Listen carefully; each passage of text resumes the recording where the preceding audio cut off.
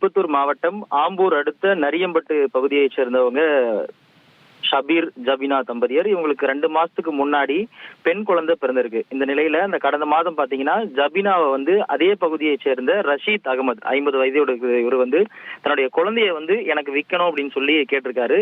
அதுக்கு சபீனாவும் ஒப்புதல் தெரிவிச்ச நிலையில அந்த நாளே 50,000 ரூபாய் கொடுத்து அந்த 2 மாத பெண் குழந்தைய அந்த அகமதுங்கிறவர் வாங்கிட்டு போயிருக்காரு. அதை தொடர்ந்து அகமது பாத்தீங்கன்னா வேலூர் ஈரோடு வழியா அடுத்தடுத்து கைமாறி நாமக்கல் மாவட்டம் குமாரபாளையத்துல குழந்தை இல்லாத தம்பதியருக்கு ரூபாய் 13 லட்சத்துக்கு விற்பனை செஞ்சதா சொல்லப்படுது.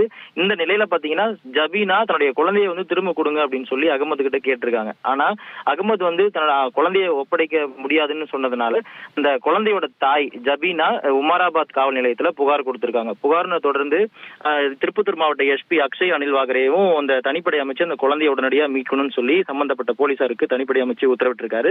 அதன் தொடர்ந்து அந்த இடைத்தரகராக செயல்பட்ட அந்த அகமதை போலீசார் கைதும் செய்திருக்கிறாங்க.